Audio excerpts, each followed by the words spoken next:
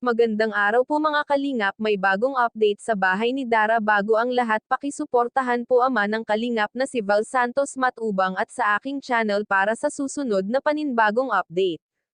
Sa ngayon mga kalingap, nang napabahayan na si Dara ay naging maayos na ang kanilang kabuhayan at tuloy-tuloy pa rin ang pagbabago niya sa buhay.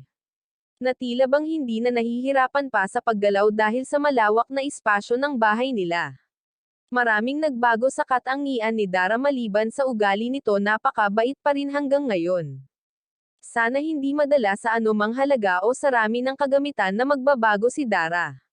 Sa ngayon maraming katulad ni Dara na kapag nagkaroon ng pera ay masisilaw ito at unti-unti nang nagbago ang pag-uugali o pakikitungo sa tao.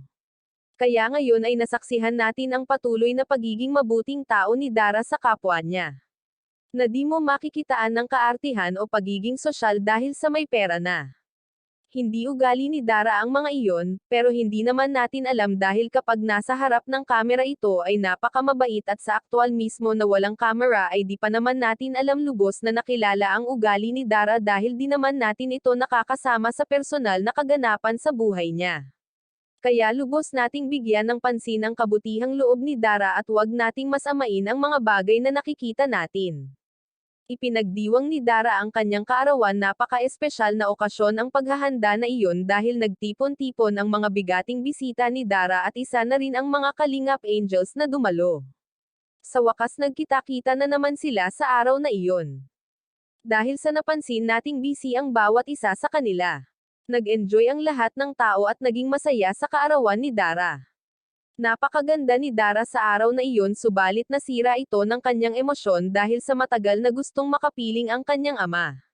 Napaiyak ng husto si Dara na tila bang hindi na makapagsalita sa mga nabanggit niyang pasasalamat.